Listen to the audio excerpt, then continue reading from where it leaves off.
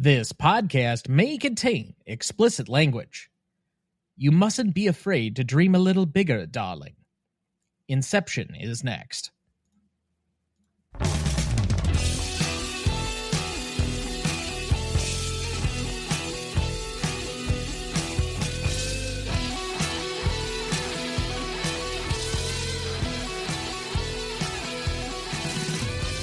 Welcome to the Greatest Movie of All Time podcast, the show that uses a unique grading style to redefine what the greatest movies are. I'm Tom Duncan. And I'm Dana Duncan. Or am I a dream? Or maybe a nightmare? And to most people, you still apparently look like Patton Oswalt because we got yet another comment on TikTok. Yeah, okay. About an hour ago. Yeah. Just keeps happening. Maybe one day we'll enter you in a Patton Oswalt look-alike contest, if there is such a thing. Well, we could have our own. I suppose we could get him involved, see if he'd be willing to do it. Maybe he's like really goofy that way. I don't know. It could happen. Stranger things have happened. Yep. Tonight, we discuss one of my personal 3 favorite films, with Christopher Nolan's Inception celebrating its 15th anniversary, written and directed by Christopher Nolan, cinematography by Wally Pfister, music by Hans Zimmer, starring Leonardo DiCaprio as Dom Cobb, Ken Watanabe as Saito, Joseph Gordon-Levitt as Arthur, Marion Cotillard as Mal, Elliot Page, at the time was known as Ellen Page, as Ariadne, Tom Hardy as Eames, Cillian Murphy as Robert Fisher, Tom Berenger as Peter Browning, Michael Caine as Stephen Miles, Dileep Rao as Yusuf, Lucas Haas as Nash, Tallulah Riley as a woman credited also as Blonde, and Pete Postlewaite as Maurice Fisher. Of course, we can't do this alone.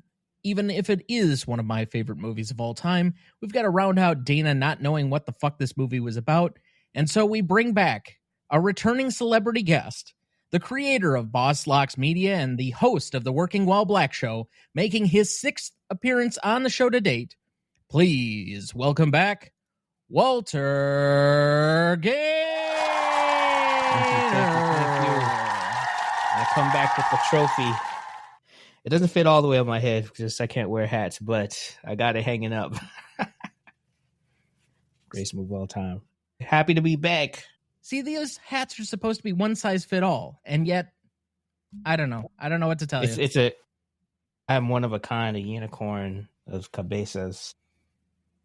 But yeah, a problem I've been fighting my whole life, but I love hats. So I have another one I can't wear that I have hanging up too. So next time, send him the Gmote sombrero.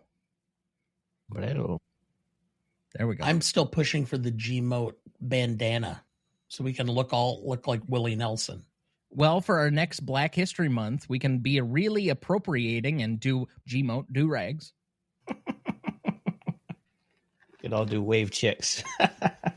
Yeah. Honestly, I wouldn't know how to wear one. I'd probably put it on the wrong... It'd be like hanging off my ear.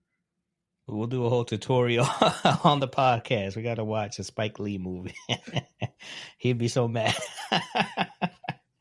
We'll do Malcolm X and do do-rags. There we go. I mean, isn't it enough that uncool white guys try to assimilate or take control of black culture enough as it is? I mean, we stole their music, we steal their art. That's enough. We can't steal their rhythm. That's the one thing that's there's uniquely more to them. steal. You got to think big. Yeah. Anyway, Inception is a movie of, let's say, a very dear personal relationship for me. I very distinctly remember watching this in the theater, I believe on the night that it came out. So this would have been, I guess it came out on July 8th. So yeah, I would have seen it either July 8th or July 9th, that opening weekend. And we're recording this on July 9th. And I remember being absolutely wowed. It was one of the best single cinema experiences I've ever had. I loved everything about this movie. I remember walking out and saying, I'm not sure I caught everything. So I definitely had to watch it several more times before I really felt like I got a handle on everything that was going on in the movie. And there's really the simple part of the story, kind of the heist aspect of what's going on in the film, the very basic plot progression that has to do with Fisher. And then there's the more nuanced kind of time healing wounds kind of aspect to the B plot, if you will, that has more to do with Elliot Page and DiCaprio's characters and how they progress through the story as well. And so with the layering and the complicated nature of the narrative with this, I think this was really the first one, at least for me, because even though I had seen The Prestige, I had not yet seen Memento at this point. This was the first time for me where I got an experience with, I guess, what is the signature thing for Christopher Nolan, which is this playing with narrative and time and linear progression. So I then remember seeing it for the second time when I was in college, and at the University of La Crosse, they would have regular movie nights. Like every other week, they would show like a new release. And for whatever reason, they got a hold of this one just as it was coming out on like DVD or Blu-ray or whatever else. So, of course, I went and watched it with everybody else in this big auditorium. And I remember getting to the final scene and knowing what was coming, where it cuts to black right as the top is starting to topple a little bit. And everybody in this collective, oh, what the fuck moment. So that was also very special to me. So I have a lot of fond memories of watching this movie for the first few times.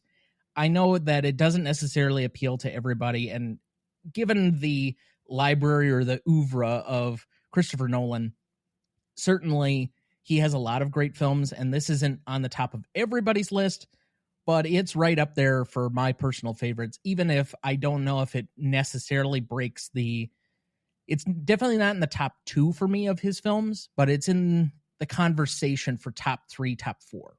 So, Dad, I think this is only your second time seeing it. You tried showing it to me in bits and pieces over several different time frames. So I think I actually probably saw most of it the first time in bits and pieces as you were watching it.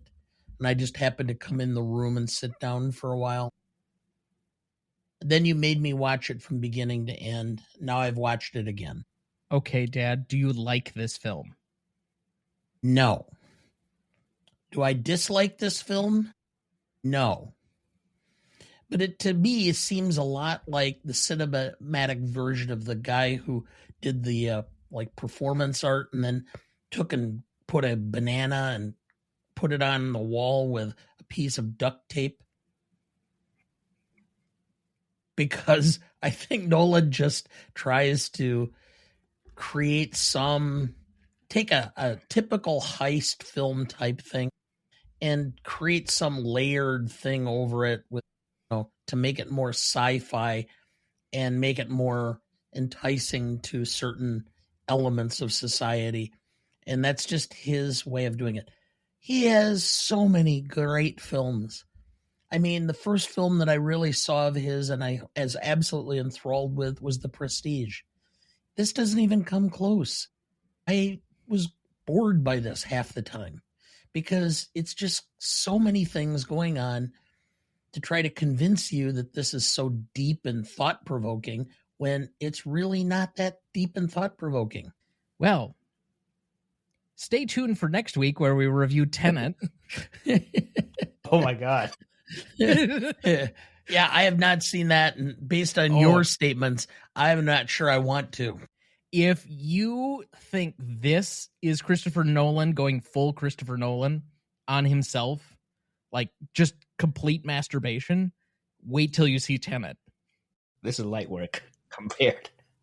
Even our good dear friend Andrew basically says you have to turn off your brain and not think about it at all in order to enjoy the movie.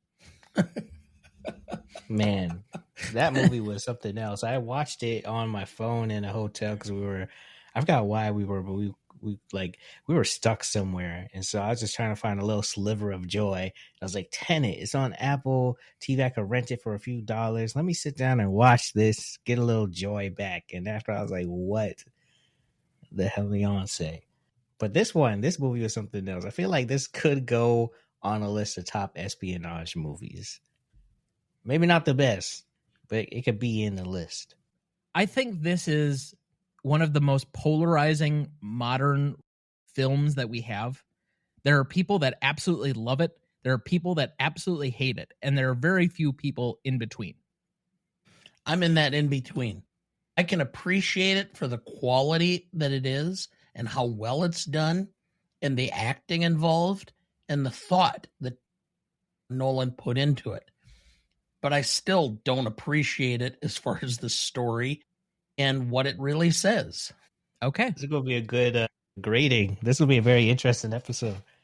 I tried to be as fair as I could, taking into account that my own personal bias should not apply, that I would grade it based upon the objective nature of it and its impact on society and as far as the quality of the film and the production itself.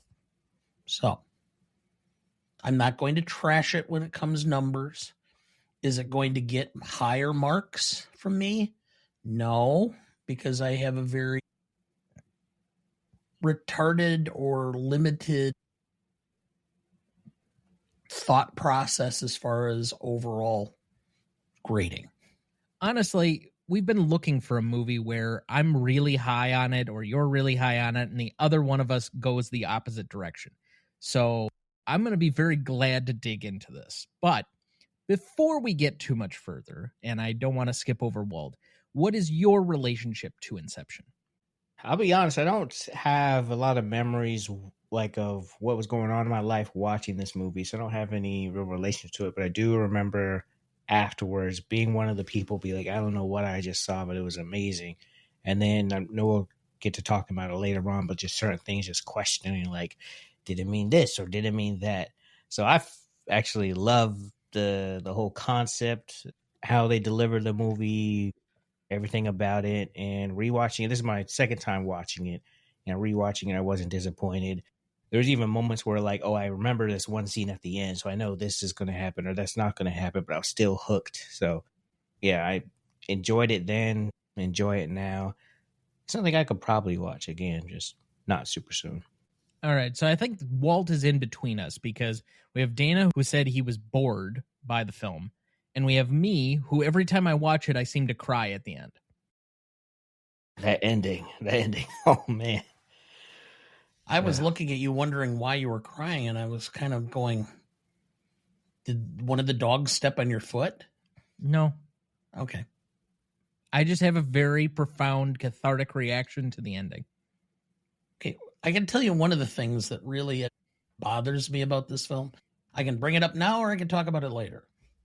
We're in between topics, so go ahead. Okay. It's making the whole concept of the subconscious into a lot more than it really is. Okay. Do you know what most of your subconscious thought is? Habit. Your subconscious drives your car. Do you think about how much pressure you put on the gas pedal, or how you turn the steering wheel, or when you apply the brake, how much pressure in order to stop? That's muscle memory, which is part of your subconscious. Your habits are your subconscious, and that's the largest portion of your subconscious. So when, making it into this mysterious, wild thing is way beyond what really it is. That's just me. See, I don't have nearly that same problem, which obviously you could tell by the fact that I love this movie. By the standpoint of, I think there are metaphysical things that exist outside of the body, one being the mind. So I think it's a larger concept to mine and explore than just the limited how it interacts with our physical selves. But also, I believe the soul exists outside of the body that controls kind of the emotional aspect of how you interact with the world as well. And so both of those are able to exist even beyond our physical form. But now we're getting into the like really philosophical stuff that is my corner of the thing. So at this point, I'm perfectly comfortable letting you lead the show if you would wish to host for a week. Well, I have one other note, actually. I'm going to wax poetic the whole time. Well, let me just put it this way. So you're telling me that if you're tying the subconscious to the soul, you're telling me that my soul... No. I'm tying it to the larger mind that exists outside of the body, that the mind has a larger concept that exists beyond just what it is in our physical reactions. The soul exists separate of the mind. They can interact, but I think they're separate entities. Okay, so somehow or another, my soul is tied to some dream that I'm having that I'm going out of the house without pants on. Your mind is tied to that, but yes. Okay, so maybe that's what my idea of heaven is, running around without pants. I mean, based on your horny old man comments that you've made throughout the history of this show, yeah, that might be your heaven. Horny old man comments. I've made those horny old man comments since I was like 15. Okay, so you've been a horny old man for 50 years. What? But still, that isn't. The subconscious is only a small portion or what you're thinking of. I mean, yeah, there's a broader interpretation of the soul and all of that, but the mind and the cognitive mind and the subconscious are not tied to the soul. They're just reflections of the overall. And so I don't have as much thought or as much, I don't find the subconscious to be that much of an enticing topic. We have come yet again to the famous rigidity issue between the two of us. You like to have very black and white rules. You exist in a very formulaic, that's why you like nonfiction so much. Whereas I always gravitate to fiction, the world that could be created only through imagination and the mind. And so this abstract concept is beyond your liking because it plays in playgrounds that you don't often like to play in. I like to have playgrounds that I control, but that's another story. I took a cognitive or a mind evaluation back when I was 20, and I am in a rare breed. Most people are left-brained or right-brain dominant. Okay, I am frontal lobe dominant. I think in concrete terms, concrete creative and concrete logical. I do not think abstractly very well. I don't like abstract thought. It annoys me. The worst class I ever took in my entire life was political philosophy because it's stupid.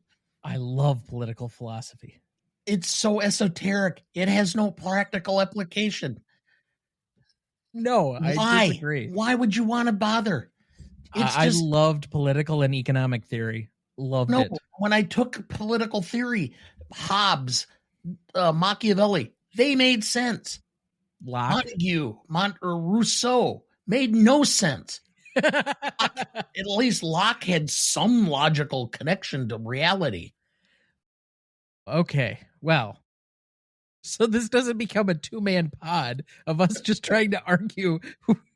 Yo, I was enjoying this. I'm like, oh man, this is so interesting watching this dynamic. So I think I really will be the middle ground. Those of you bingo cards who had Montague and Rousseau, check off. Yeah. Okay. I think it's Montesquieu, but okay. No, it's Montague. Montague is the family from Romeo and Juliet. I can pull out I still have all my books. I'll pull it out and show you. It's Montesquieu.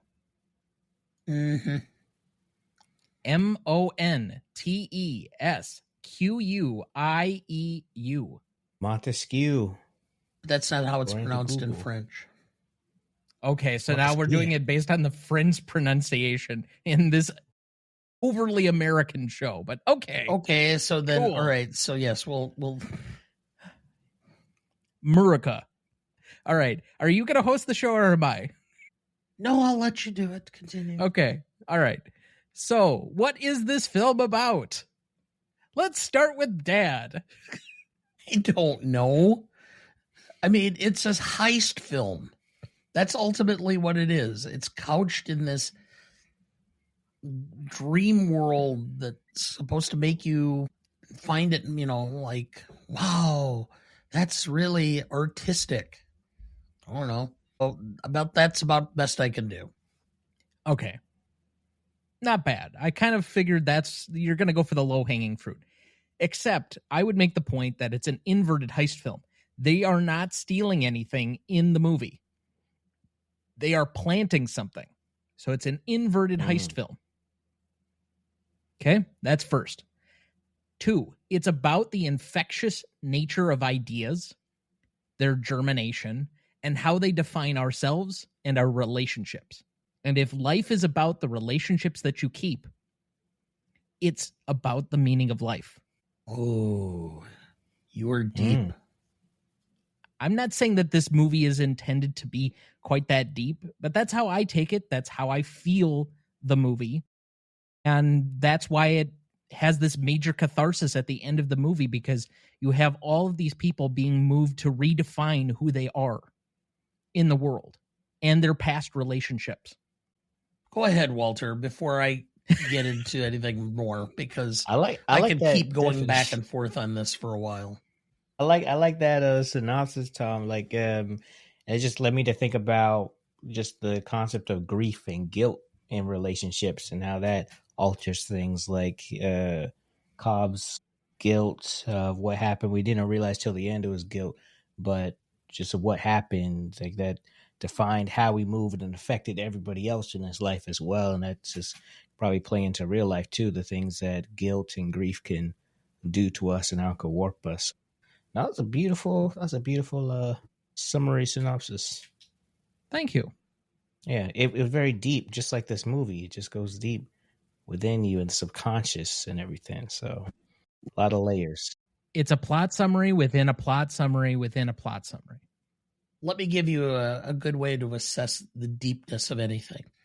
2 guys are on a barn and the ladder falls and they can't figure out how they're going to get down. So they're looking around, and pretty soon the guy looks over and he sees his friend. He's down on the ground.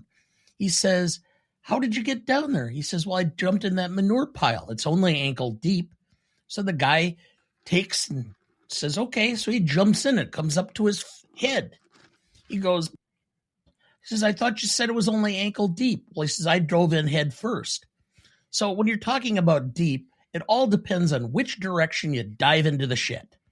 Well, I don't know. Either way, it's still deep, right? That's a crazy analogy. Okay. Date of the Concrete Man. So, some quick background on the movie. Inception was released on July 8th, 2010. This is the 15th anniversary. On a rough budget of $160 million, it grossed $828 million to finish at number 4 for the worldwide box office for 2010. Does anybody have any ideas what finished above it? It wasn't Shutter Island, was it? No. And where was I? And again, this is the worldwide box office, not the domestic. Yeah, I mean, it had to be a Pixar or Disney film. So Avatar was the year before. And yes, you are correct. There is a Pixar film that we'll be discussing next week that finished ahead of it. No. That would be the year before, in 2009. Okay. The Incredibles? Nope, that was 6 years prior. A Pixar movie. It was a sequel. I'll give you that hint. Toy Story 2? Nope. Toy Story 2 was 1999. This is 2010. And I'm not sure. Me neither. So the number 1 film of the year was Toy Story 3. 3. Wow.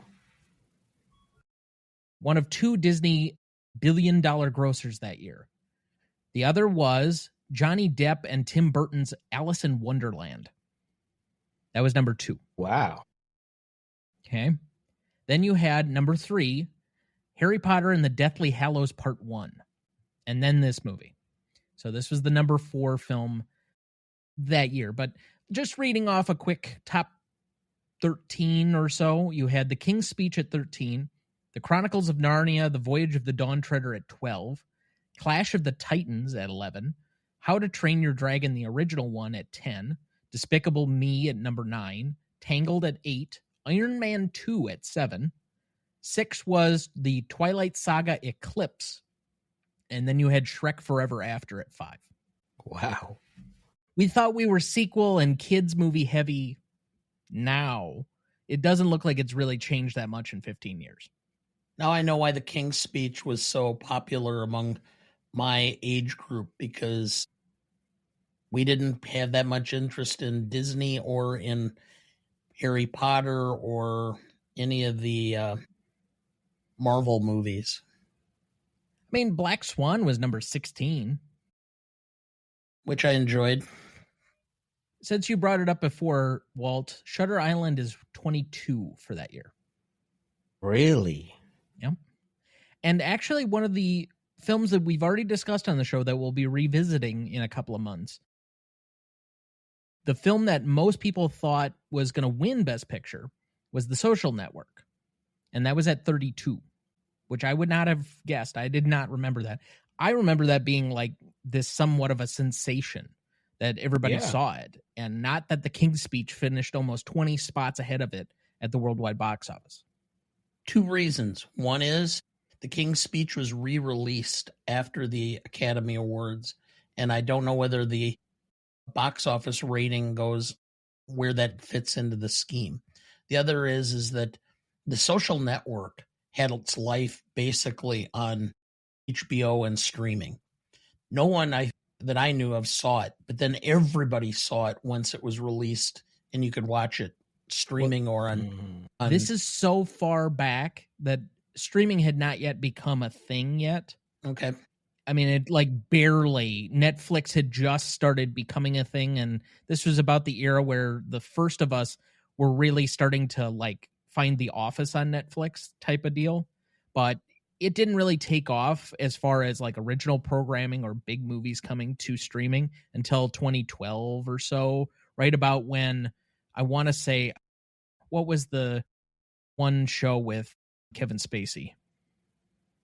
House of Cards. Yeah, House of Cards. That was like the first really big moment where streaming had a show on that you could only find on Netflix. Then this would have been on DVD, and you could, your correct family video, your Blockbuster, etc. And I remember this being a big thing even in my office at the time, where you're talking about, hey, I rented this type of thing, you really should watch this. And it became a big thing that way. Correct. Word of mouth was very heavy on The Social Network. And I think it still is, because if you're talking about movies that have lasted from this year, like Toy Story 3 is still living memory for most people.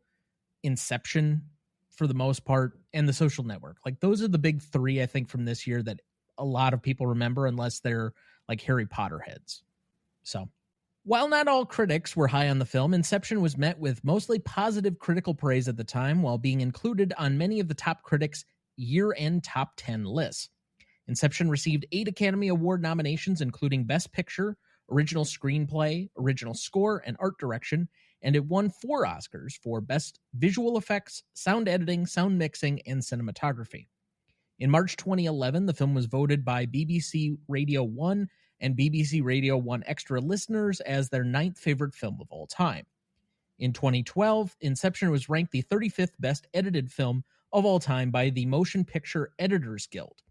In the same year, Total Film named it the most rewatchable film of all time. In 2014, Empire ranked Inception the 10th greatest film ever made on their list of the 301 greatest movies of all time, as voted by the magazine's readers, while Rolling Stone magazine named it as the 2nd best science fiction film since the turn of the century. Inception was ranked 84th on Hollywood's 100 favorite films list, a list compiled by The Hollywood Reporter in 2014, surveying, quote, studio chiefs, Oscar winners, and TV royalty.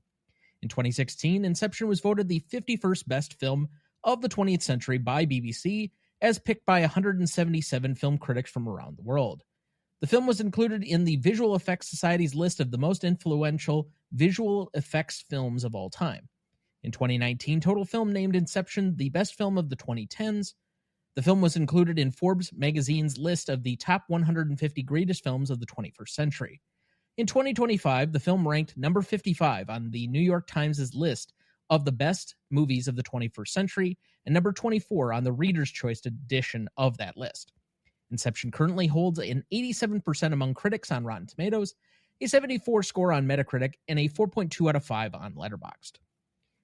So, I guess the next place to go here, is this movie just a good set-piece action thriller, or is there something more to the movie? I think that's all in the eye of the beholder. You're probably right. I think you can watch this film just for the inverted heist portion of the film. I get much more out of it, but I also can appreciate those who really don't need that portion of the film to think that it's a good film. When you talk about an inverted heist, I've had an idea for a long time of a screenplay or a movie where somebody gets set up for a homicide or a murder by a group of people who are renowned with their knowledge of forensic evidence and basically manufacture forensic evidence to plant in a murder scene to tie somebody who has nothing to do with the crime. That would be the same concept. That sounds like a Benoit Blanc mystery. Could be. We'll suggest it to Rian Johnson for his next film. So, Dad, do you have a plot summary ready for us? I do. Inception is a mind-bending science fiction thriller written and directed by Christopher Nolan. Dom Cobb, Leonardo DiCaprio, is a skilled thief who specializes in stealing secrets from deep within someone else's subconscious during dreams. However, when he is offered a chance to have his criminal record erased, Cobb must accomplish the impossible, planting an idea in someone's mind through a process known as Inception. To succeed, he assembles a team and ventures into a multi-layered dream world where time stretches and reality blurs. As the mission unfolds, Cobb faces not only the risk of the job, but the haunting memories of his past that threaten to sabotage everything. Thank you, Dad. All right, did you know? Writer, producer, and director Sir Christopher Nolan, and it is now Sir, he has been knighted, first pitched this movie to Warner Brothers after the completion of his third movie, Insomnia, and was met with approval from the studio. However, it was not yet written at the time, and Nolan determined that rather than writing it as an assignment, it would be more suitable to his working style if he wrote it as a spec script and then presented it to the studio whenever it was completed. So he went off to write it, thinking it would take a couple of months, but it ultimately took him nearly 8 years. Yeah. Wow. Sometimes you got to see a project through. Yeah. Did you know? In an interview with Entertainment Weekly, writer, producer, and director Sir Christopher Nolan explained that he based roles of the Inception team similar to roles that are used in filmmaking. Cobb is the director, Arthur is the producer, Ariadne is the production designer, Eames is the actor, Saito is the studio, and Fisher is the audience. In trying to write a team-based creative process, I wrote the one that I know, said Nolan. I would not have had all of those characters pegged for those specific roles, but some of them make sense. Did you know? Joseph Gordon-Levitt performed all but one of his own stunts during the fight scene in the spinning hallway. And if you have not seen the spinning hallway deep dive that is from the special edition on the DVD or the Blu-ray, this entire rig was magnificent. And I think you can probably find all of it on YouTube, but there literally was this entire, it's like a studio hall or whatever one of those giant open area gyms that they have essentially is. And they built the entire rig and as it's spinning. So they had that whole thing as a practical stunt, which to me is always astounding. Wow. Man, he did his thing up that one. Oh, yeah. He goes way out of his way to do the practical stunts on these, but that's why his movies cost so much. But then again, you always make back your money. Did you know? Once Leonardo DiCaprio was cast, he spent months with Sir Christopher Nolan working on the script. Nolan stated, "He made some extraordinary contributions to the script and really challenged me to make the script clear. but also to follow its interior logic and really be true to the essence of the characters and the rules we set out. Nolan's wife and producing partner, Emma Thomas, said that the work DiCaprio did on his character with Chris made the movie less of a puzzle and more of a story of a character audiences could relate to. I would agree. Man, that movie would have been, I guess, Tenet if it wasn't for DiCaprio. Stay tuned for our discussion, and what would that be? I guess it's another 5 years, so 2030 for Tenet. Yeah. Want to hear me rail against a Christopher Nolan movie? That would be the one. It's the one where I felt betrayed. Yes, I'll have to watch it and see if I can't figure out a way to just really build it up just to annoy the hell out of you. If you thought this was undecipherable, good luck. Make sure to have the subtitles on. And the director with you. Even he said he stopped thinking about it so much. All right. Film is a Jackson Pollock painting. Okay. Did you know Cillian Murphy, Robert Fisher, doubled for a young Maurice Fisher with glasses and a mustache in the bedside photo, which I've never noticed, and now I have to go back and look for it. Did you know if you take the first letters of the main characters' names, Dom, Robert, Eames, Arthur, Mal, and Saito, they spell dreams. If you add Peter, Ariadne, and Yusuf, the whole of their names makes dreams pay, which is what they do for a mind thief. That's just somebody being extra, like, up their own ass. Even I'll admit that's just like, why? But it's right there.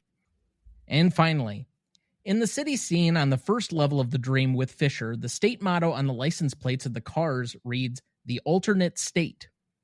Nice little Easter egg there for you. Probably should have said the altered state, but oh well.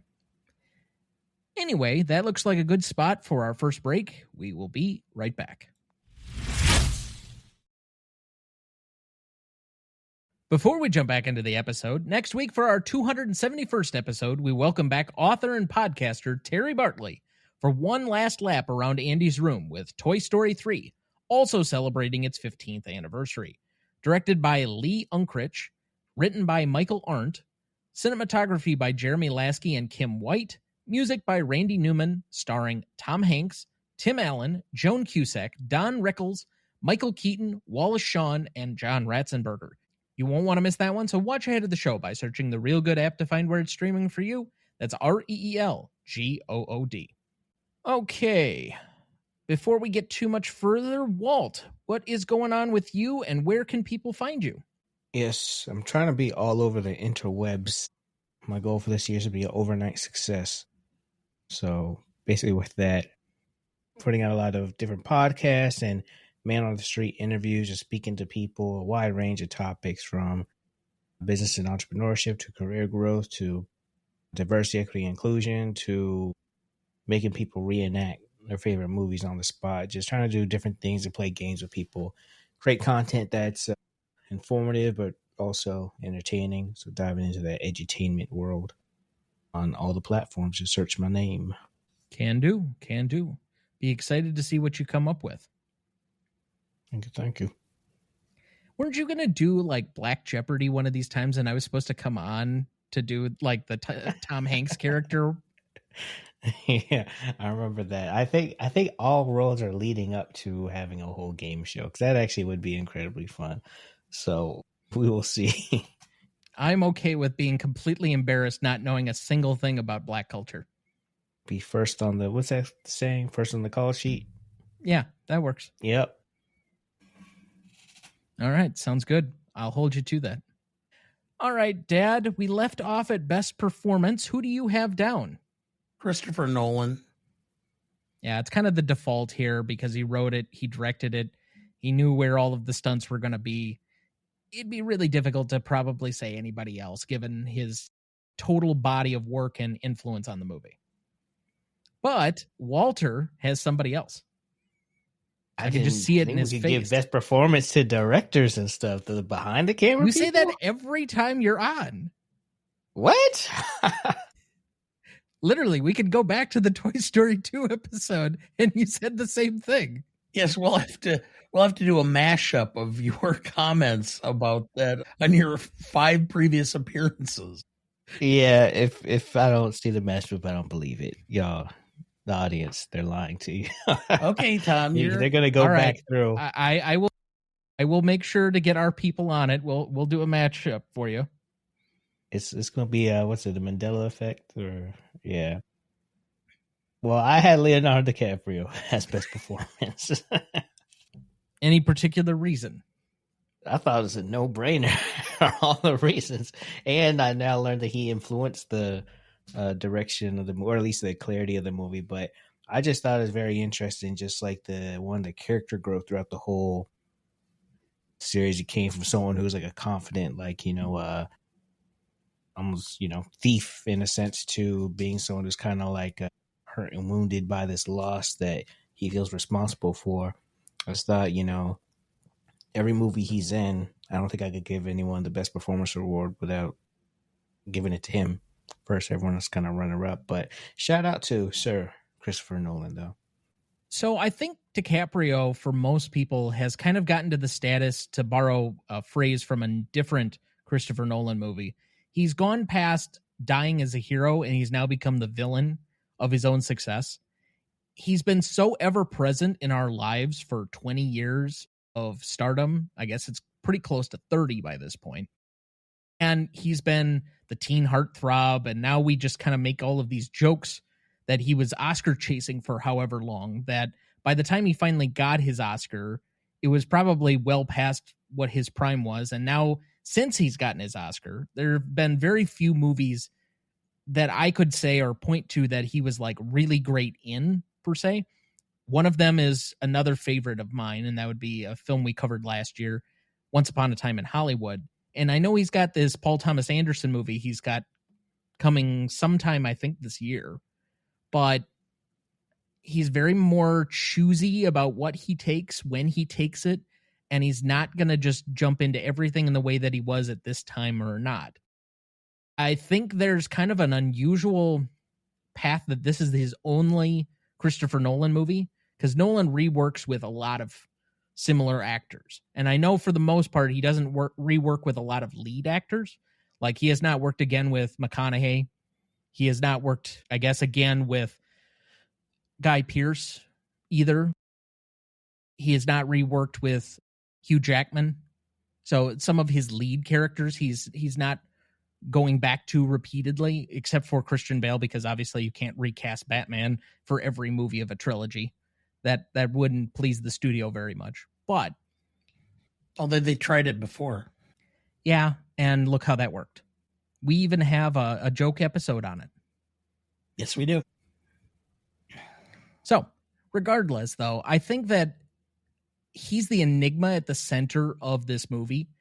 In the maze that is the layered dream work and the complicated plot and everything else that's going on, the secret in the center for me is his character and how you unlock that character. And that's why I have him as my most charismatic, is that I think you slowly peel back the layers around him and what his presence, not only in the overall bigger part of the plot in the heist, because he's obviously the leader of this gang. He's the guy that's the most experienced. He's been in a lot of these places that the others have not before, but he's also got the most complicated nature to the film. And so I find that to be a really endearing draw for me through the course of the film. I think recently I've let Matt Damon surpass him as my favorite actor, but for a long time, DiCaprio was my number one guy. Shout out to Matt Damon. Definitely. And Matt Damon also seems a little bit more personally wholesome, whereas there are definitely some odd things about DiCaprio's dating history that we won't get into here. All right. Yeah, the life choices. Yeah. Moving on. Best secondary performance. I have Hans Zimmer. I love the score in this movie. I don't think that I get as emotional about the ending if it isn't for the welling of the score. And I understand, and I can completely appreciate those who say it's bombastic. and that Zimmer kind of hits you over the head a lot with these really dramatic pulse movements throughout the film. But for me, the way that it soars, it's energetic, and I also love his Batman film scores. I don't know. For me, this is the draw. Like, I love a good complementary musical score, and I cannot see this movie without the score. I would see it very differently if it were not complementary in the way that I think it is. Elliot Page as Ariadne. Elliot Page is already Ariadne. I think that probably like an underrated role, but kind of like the key to the success of the whole mission, the movie. Just the layers. Like, I think without that character, that we would not have turned out the way it went. Just the whole decision to continue to go even deeper, holding Cobb's character accountable for staying true, and also at the very end, Cobb may have decided to stay with the dream of his wife instead of returning to reality if it wasn't for Ariadne's character. So, giving secondary performance to Elliot Page. And then also that one, well, I'll get to that scene later, but just, yeah. Secondary, I have Leo. He carried the largest portion of the film, and everything kind of was drawn from him. It's one of his better performances. And he was not playing somebody that was supposed to be 20 years younger than him, which is the problem I had with his performance in Killers of the Flower Moon. So, and as far as charismatic, I had Hans Zimmer, which goes back to the fact that I don't know if I have ever said this, but I actually had, this is still in the days of cassette tapes, but I actually had a cassette tape of Hans Zimmer's instrumentals from the show Miami Vice. It was released as an album, and I used to listen to that while I was driving sometimes because it just made great driving music. How exciting, Dad. Yes. Thought I would share. I was fully expecting you there to say that I had a cassette version of Driving Miss Daisy, the score, because he also did that one. No. Doodle doo doo doo doo doodle doo doo doo doo. Charismatic. I could have given it to Leo, but I was like, okay, let me try someone else. Marion Cotillard. Marion Cotillard, thank you. As Maul. Just very convincing throughout the whole movie, and yeah, gotta give it to her. I really loved the kind of ending scene, and throughout the movie didn't really know if she was the bad guy, a villain, or what exactly she was, but really just hurting, and in a way just very influential of a character. So I think she did a very good job with her role. Very believable. This was really my first experience with her, and I was very taken with how she does the character. And while there's a certain level of desperation, she plays kind of a ballsy lead in this, or like a secondary character. Like, she's always hanging in the background as kind of this almost horror-esque villain that can pop out at any time and ruin everything. And so it's kind of an odd character to play. Like, she definitely has to be desperate and devious, and there's a whole range of different sides to that character that have to be played.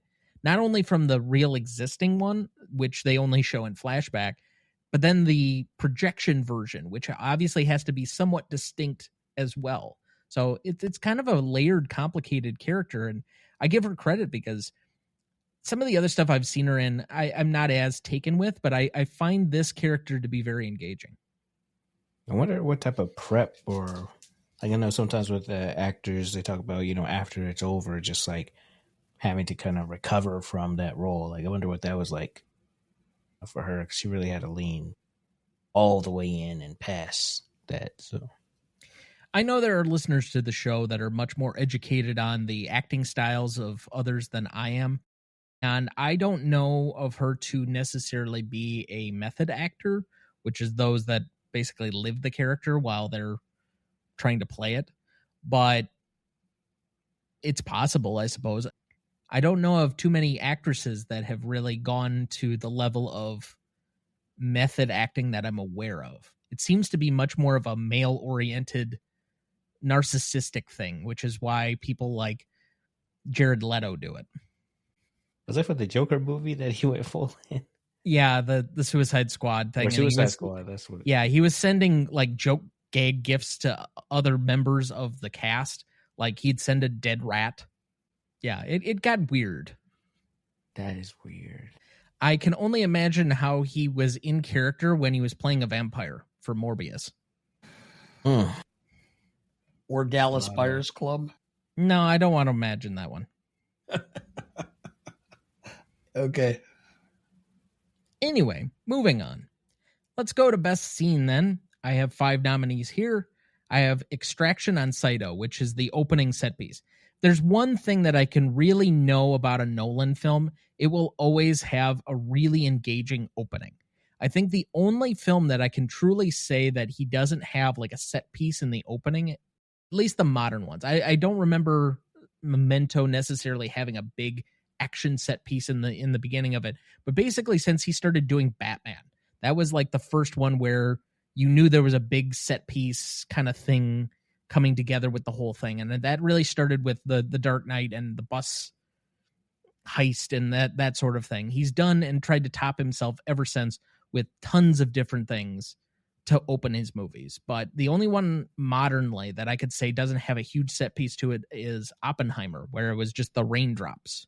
But outside of that, the extraction on Saito, obviously the water rushing in, kind of letting you know what the architecture of the movie is going to be, with how different random things can be and the unsteadiness, and that you're in this dream within a dream type of thing. I thought it was a really great introduction into the movie, that you're in this world that's complete creation, but it has to be different than our own reality. So it's going to have different properties, different rules. Then I have the introduction to shared dreaming, which is kind of the exposition dump that we have when she starts walking through Paris. You have the scene where everything explodes on them, which I don't know if he was able to do that practically. I can't imagine that he would. I don't know how you would do it practically. Anyway, then I have the hallway fight. Enough explanation there. Riding the kicks, which is when Fisher comes back, wakes up, goes to get the safe from his father, and you have that emotional cathartic movement where everything starts to piece together. They accomplish the heist, well, Inception, and everything starts to piece together. The puzzle pieces all fit, and then they all wake up. And then finally, Welcome Home, which is, again, the score is swelling. You have the question of whether or not he's going to get through immigration, which is a bigger question nowadays than it was at the time. And then finally, his, I guess, revelation, but that moment where he sees his kids, or does he? And we get the ending moment. So, Dad, I would figure you don't have anything to add because you're really not that interested in nominating a best scene. No. Walt, anything to add? I would say when he had to figure out how to do the kick without, I think it was, Arthur, Joseph Gordon-Levitt's character, how to do the kick without gravity. That was, crucial moment of the movie, but I thought that was very fascinating, him figuring out adding explosions to the elevator. That was just interesting to me. And then the whole chain of the kicks, I just liked watching the series of people waking up. But you kind of mentioned that.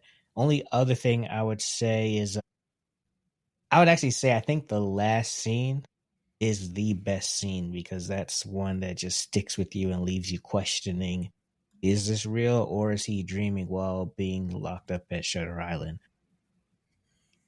So I'd just argue that is the best scene. But yeah, no, I loved not my favorite scene, but one of the best. But yeah, I like your selections there.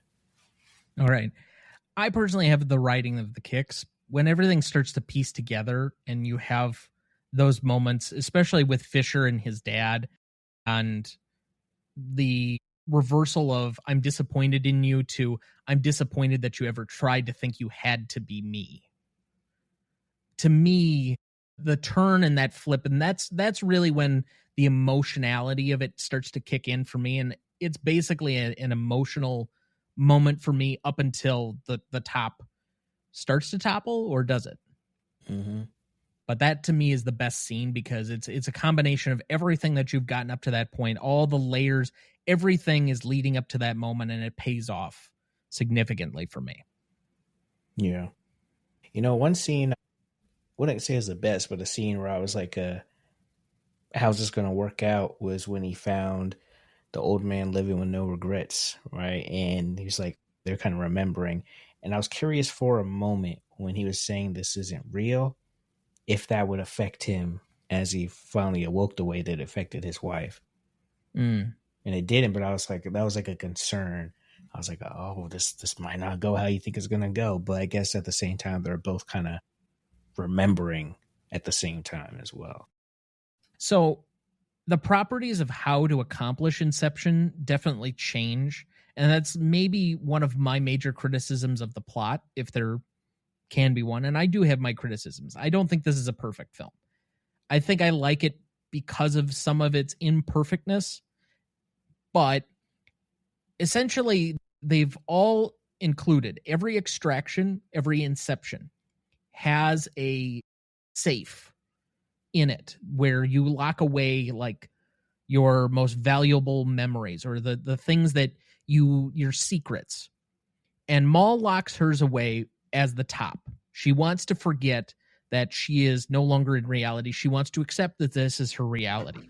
And he goes in and he betrays her by basically undoing that process and plays with the interior of her mind. However, for Fisher, while he does open up the safe and it does contain that pinwheel, which is him accepting this reality or this new reality, even they have basically said he's given himself the idea where we took away the relationship he had with his godfather and projected it now on his poor relationship with his dad to give him this new break and redefining his own self within how these relationships with these two powerful men have gone in his life and who he needs to be now that he's without both of them, essentially. So instead of somebody quite literally planting it in the safe of his mind, he has planted his own stuff in his own safe in his own mind. And to me, that's disobeying the rules of what has been created to this point to even say that Inception is capable. Now, I accept the reality of the film, and it's still emotionally moving for me, but that would be my one major criticism of the plot. I have some nitpicks and some other things where it's like, well, they got a little cute by half with a few of these things and disobeyed some of their own rules, but it's overlookable. But that, to me, if you're saying that the Inception was pulled off, you have now created at least two distinct ways that someone can be incepted in this world. Mm-hmm. And that's for somebody who's watched the movie 20-some times and thought about it probably way too much. And you could definitely see my dad's reaction here. Yeah. So for anybody on audio, you cannot see the faces that Dana is making. Make your way to the YouTube. Let's just say, okay. Okay. So, Dad, what is your best scene? I like riding the kicks. I just think that's the most entertaining portion of the film. At least it keeps you enthralled while you're trying to figure out what the fuck is going on. Okay. Sorry, one last other one. The scene where they first enter into his dream, all of a sudden, the security's there, a train just popping out of nowhere. I have to throw that into the nomination. Still not my number one, but I had to throw that into best scene one. Okay. Moving to favorite scenes, my favorite scene is the welcome home because of that memory I have of everybody groaning at the end of the movie when I watched at UW La Crosse during college. And to me, that's one of the most satisfying because I'm like, yeah, everybody else is confused too. And they're intrigued. They're like, it's a brain teaser for them, but now they have to think about it on the way home. It's UW La Crosse. They weren't thinking about it. They only thought about it until they got to the bar. That's fair. But you could say that of any Wisconsin school. In fact, probably not even until they got to the bar. They probably had carry-ons in their pockets and were drinking in the parking lot on the way there. Probably. You got a pregame. Yeah. That's a great game. I think my favorite scene was the fighting in the hotel hallway. It's probably one of three scenes that I've always remembered throughout the years. And watching it doesn't disappoint. And now knowing that he did his own stunts and just hearing the way they constructed that scene, hands down favorite. Yeah, I would definitely encourage you to go watch that YouTube video then. Favorite scene I have, Extraction on Saito. I just think it's kind of a badass scene. I think it's the most action-filled and the most simplistic as far as what you're talking about, and you can follow along. You can just enjoy the action, what's going on. Yeah, it's before you have to realize that it's all within a dream. Or is it? Okay. Shutter Island. Most indelible moment for me is the final top spin. I have Welcome Home. I mean, I don't see what the big complication is and why this is nuanced. The kids are the same age as throughout the dream sequence, wearing the same frickin' clothes. It's obviously a dream. It's not even that complicated to think about. And you would be wrong.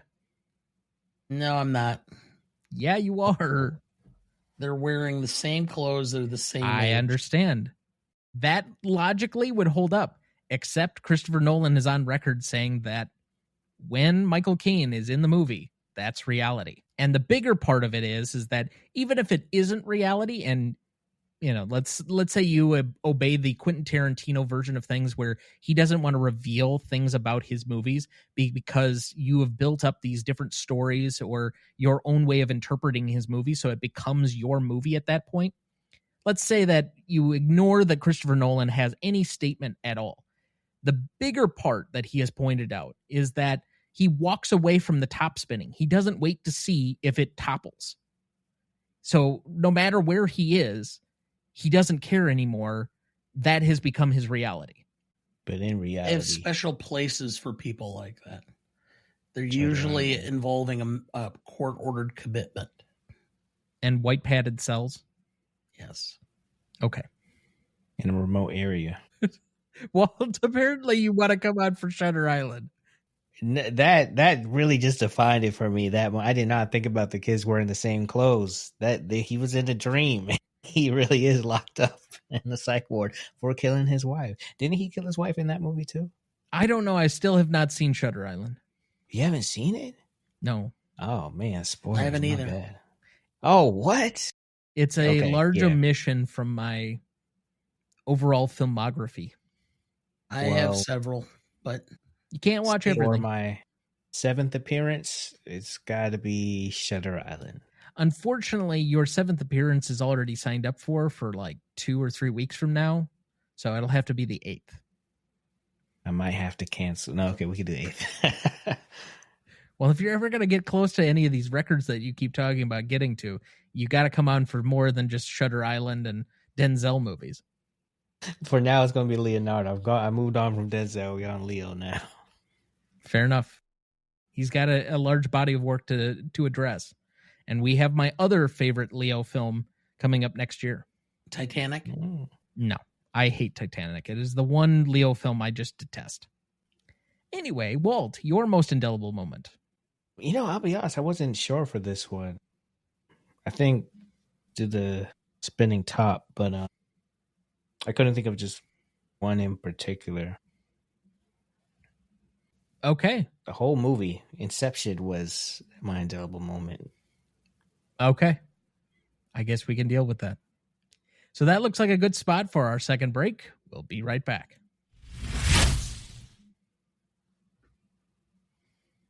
Before we jump back into the episode, and before we get to the Stanley Rubric in a minute, if you're ever curious about our Master Greatest Movies of All Time list that is every graded movie we've ever discussed on the show, there's a link in the episode description of every episode of this show, or you can go to RonnieDuncanStudios.com/Gmote podcast and find it as the top entry on the Greatest Movie of All Time podcast show page. That has the grades we've done so far for all 243 movies we've graded, and we continue to add more each week. Make sure to check that out as we go and follow along. Dad, do we have anyone to remember this week? Yes. Mark Snow, 78, American film and television composer. The X-Files, Smallville, and Blue Bloods. Julian McMahon, 56, Australian actor. Nip Tuck, Fantastic Four, Home and Away. Jim Shooter, 73, American comic book writer, Secret Wars, Superman, and editor of Marvel Comics. Kenneth Colley, 87, English actor. Star Wars, Monty Python's The Life of Brian, Firefox. And lastly, Michael Madsen, 67, American actor. Reservoir Dogs, Kill Bill, Volume 2, Donnie Brasco. So I would like to recognize here a few different people for some various connections that I have to them. Obviously, Julian McMahon, now that we are about to have the next Fantastic Four film, he was the original Doctor Doom, as we're about to get Robert Downey Jr.'s version of that character, at least one version of that character as it expands into a larger universe. And I actually thought he was a fairly good Doctor Doom in the original couple of movies for the Fantastic Four when they came out. I never saw Nip Tuck, but I know that that was a semi-popular cable TV series, and he seemed to be a very affable actor that was very appealing for a lot of people. So obviously that, given that he was only 56, very difficult loss there. Jim Shooter. There are very few people that have had as significant of a overall effect on the comic book world probably as he has. Like, he might be in that second tier of just most momentous people, other than people who single-handedly created certain characters. So you think about Jack Kirby or Stan Lee. There's obviously Bob Kane and Bill Finger. There's Jerry Siegel and Jim Shuster. Some of those people. And then like a Grant Morrison. Those kinds of people are like tier one of comic book creators. And Jim Shooter's in like that next class of figures. What we're about to have with Secret Wars coming up for the Marvel series is all by his creation. He was on a very big run in Superman, and he was the chief editor for our Marvel comics at one time or another. So obviously, if you're at all a comic book fan, big loss there. Kenneth Colley, for most people, is going to be known as Admiral Piet, which we just talked about in the Empire Strikes Back episode. He is the person that, by default, after Vader kills like 3 other guys, ends up taking over. But he's probably most recognizable for that moment in cinema history. And then finally, Michael Madsen. I cannot listen to, is it Steelers Wheel is the song from Reservoir Dogs, without thinking of him cutting off a guy's ear. I mean, he was always such an interesting actor that seemed so comfortable in his own skin at all times. He was authentically himself, and that married up so well with all of his various roles in Quentin Tarantino movies and whatever else. But very great character actor. You knew him immediately whenever he was on screen. He always had the same kind of presence at all times, and he just knew who he was. Fair and simple. And so I know there have been a lot of people with shared memories of him.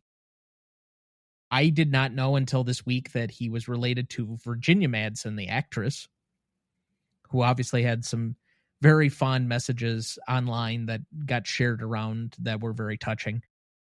I'm not sure if he was ill or had what was his eventual demise, but heart attack. Okay. But yeah, 67. Yeah. For modern medicine, that's still probably pretty young, all things considered. And so we remember these here fondly with a moment of silence in their honor.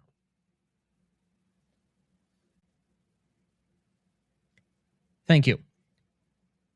All right, let's make our awkward transition to best funniest lines. I'll start with Cobb. What is the most resilient parasite?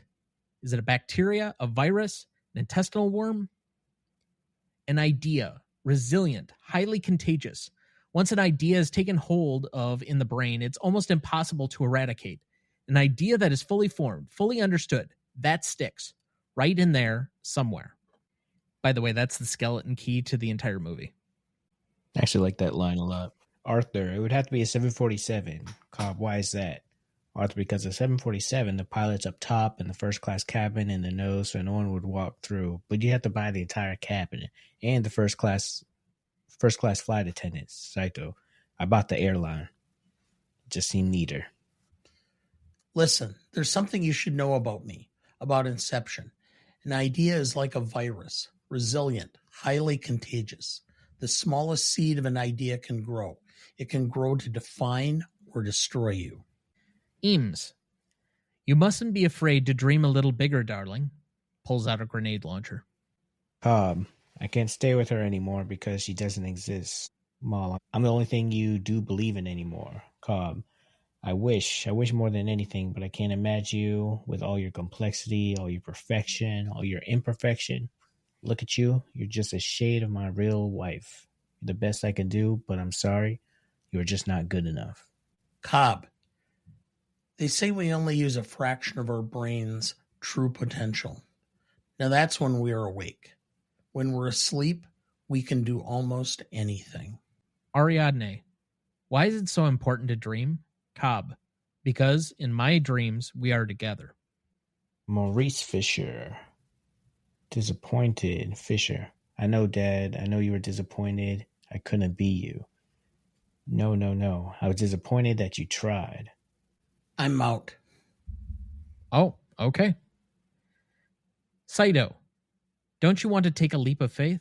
Or become an old man filled with regret, waiting to die alone? You out too, Walt? Yeah, I'm out. All right. Cobb, dreams feel real when we're in them. It's only when we wake up that we realize something was actually strange. Then I have Maul. You remember when you asked me to marry you? You said you dreamt that we'd grow old together. Cobb, but we did. We did. Don't you remember? I miss you more than I can bear, but we had our time together, and I have to let go. I have to let you go. Arthur. I have one more, actually. Go ahead. Sorry, go ahead. Saito, you remind me of someone, a man I met in a half-remembered dream. He was possessed of some radical notions. Then I have Arthur. Eames, I am impressed. Eames, your condescension as always is much appreciated, Arthur. Thank you. I really need to find a way to bring that one up. I need to insert that into my daily life. Then I have Fisher. Couldn't somebody have dreamt up a goddamn beach? And finally, I have Eames. They come here every day to sleep. Elderly bald man. No, they come to be woken up. The dream has become their reality. Who are you to say otherwise, son? All right, so we move to the Stanley rubric. Should almost have a drum roll here for all of Dana's scores, but we'll find out shortly enough. Legacy is up first, as it always is. This is a measure of the legacy of the movie approximately 5 years after it came out to today. Since this movie is only 15 years old, we are only looking at the last 10 years. So 2015 to today, what is the legacy of this film as shared between the audience and the industry? 5 and 5 points apiece for a total of 10. Dad, would you like to go first or second? I will lead off. Have at her, Hoss. Okay. Legacy. The public. This film is losing steam from where it was 15 years ago. A lot of people in our office had seen it. There's a lot of people that talk about it. I'm not sure at this point in time it would be even considered one of Nolan's better films by a lot of people. I do admit, though, that there are people who really love it. And I found a quote from the New Yorker, David Danby, who considered the film to be not nearly as much fun as Nolan imagined it to be, concluding that Inception is a stunning-looking film that gets lost in fabulous intricacies, a movie devoted to its own workings and to little else. And so, to that extent, I give it, because the public still has, or certain elements of the public really love it, I'll give it a 4. But the industry, I give it a 3.5 because of multiple comments, such as David Danby provided. So I don't think it's had the staying power that originally it said. So I have it a 7.5 overall. Okay. So since you had said something about you weren't sure whether it was in the top 5, based on Letterboxd ratings right now among cinephiles, we have Inception coming in at number 5 in overall box office ranking of Christopher Nolan films. He's made 12. Currently, Memento is number 1. The Prestige is number 2. Following, which I think is grossly underrated and is credited as his first feature film from 1998, is number 3, and The Dark Knight is number 4. So this comes in ahead of Interstellar, ahead of Oppenheimer, ahead of Dunkirk, all films that I have a high degree of respect for. I think the worst rated one is Tenet. Oppenheimer and Dunkirk are both way above this as far as I'm concerned. No, I'm just saying. You said it wasn't necessarily considered, and it's ahead of some other ones that you find to be better films. Now, I will say that, again, I think that this movie lives in a polarized universe, and so people have some very strong reactions to it. And as such, it's going to sink more to the middle than it is necessarily going to be at the top. But I really don't like the fact that this is one of my favorite movies. And then Christopher Nolan seems to be my favorite director. And that is a shared property between Cinebros, because I don't think I'm a Cinebro given my love and affection for romantic comedies. But I got to at least check myself at the door a little bit occasionally. That being said, I have this as a 4 and a 4. I think that the legacy for it can't be anywhere near a 5 because we don't have the benefit of time. As much as it's been awarded and recognized and some other things, even after the fact, and I read off a fairly long list of things that it was included upon, I still agree with you to a degree that among all the great films that Christopher Nolan has made, this has kind of fallen into the middle of the pack a little bit.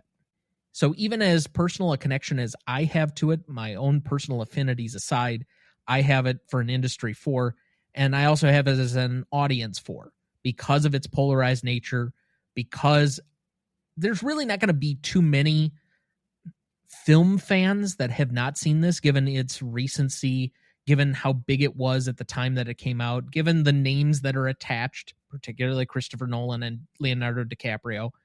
So from that standpoint, it lives within most people's memories right now, at least I would say those that are like 25 to probably 55 for the most part, at least know of the film if you're a regular film goer. Like, I'm not half the people in our office who rarely have ever seen any films.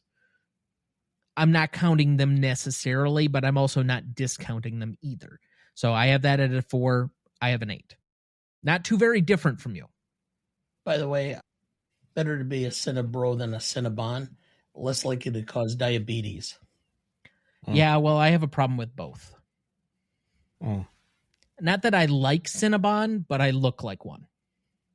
I think that Cinebros could love too. It's okay to watch rom-coms. The shittier the better with some of those. Like the ones that are so formulaic, the Hallmark ones, they're a great Christmas treat for me because whenever I'm feeling like sad or lonely, I'm like, I could be extra sad and lonely and be watching this, or I could just be making fun of the fact that this is really pathetic. Boom. Enjoyed it all. I have this at a total of 8 as well, but I gave it a 5 for the industry, just all the accolades it's gotten, but a 3 for the public, literally just because I do think it's kind of fallen off of people's radars and conversations of like the best movies. I don't think it's there. I think when you bring up Inception, everyone's like, oh yes, that was amazing, but I don't think it has the same. It's just kind of fallen off. I think it's what it was. So that's a 7.83 average between the three of us. Let's move to impact and significance. This is a measure of the impact and significance between those same two groups, the industry and the audience, within the initial 5 years that this came out. Now, because you started the category last time, Dad, I will lead here. In the moment that this came out, It was number 4 at the box office. I think it was a big deal to show that Nolan was not limited to Batman and that he was a bigger director than just doing the Batman films. Because even though The Prestige had come out, anything that was not Batman related that was attached to his name did not have quite the box office numbers that the Batman films did. So for this to come immediately on the heels of The Dark Knight, I think this is the movie that truly makes Christopher Nolan into what we know him to be today, as kind of almost a franchise to himself. Anytime his movies or his name specifically is on the poster, it's probably going to rake in $700 to $1 billion, $700 million to $1 billion every single time. And I would imagine that the Odyssey will be no different next year, that we'll have lines of people going to see that movie because it's an event anytime one of his films comes out. He is a special director. I think singularly, he is probably the one that draws the most universal fans together, whether you're a Cinebro or, let's say, the casual viewer. He is the most likely to bring out the casual viewer to a non-franchise, non-sequel property and get your ass in the seat for 2 to 3 hours. Bar none. And if nothing else, that by itself is a significant accomplishment. So from that standpoint, I got to give it a little bit higher than what I did for Legacy based on his career promotion, because he, within the 5 years after this, he has 2 other movies that, whether you like nor hate them, we've covered both of them on the show to this point. That would be The Dark Knight Rises and Interstellar. But he's gone on to this expansive career, and now he is an Academy Award-winning director as of his last film. So you can't completely knock that. And I think this is another one in the string of Leo films that, between Shutter Island, between The Wolf of Wall Street, between Django Unchained, that he just had a nice string of movies that were all box office hits. He was a very bankable star in that moment. Now, I think his star has faded quite a bit since 2015 and he won his Oscar. I led the show off with that. But even so, between that and the fact that this was nominated for 8 Oscars, it won 4, and it was mostly in technical, but I think it was finally a recognition that Christopher Nolan probably should have gotten, starting with The Dark Knight, where they started to change some of the rules to fit awarding him. I think his influence had started to be felt, and you could see the audience starting to come out for his film. So I have a 4.5 for the industry, but I still have a 4 for the audience because it was only the number 4 film of that year, and it wasn't quite Christopher Nolan yet. So I have an 8.5. I have the public at a 5. Okay. And I have the industry because it basically cemented his star power with the studios. I have the industry at a 4. So I'm at a 9. So I gave it more points than you did in this category. Wow. That's fine. I went ahead and just said, after gave it a 10. I truly think, I think this movie influenced other movies that came out afterward.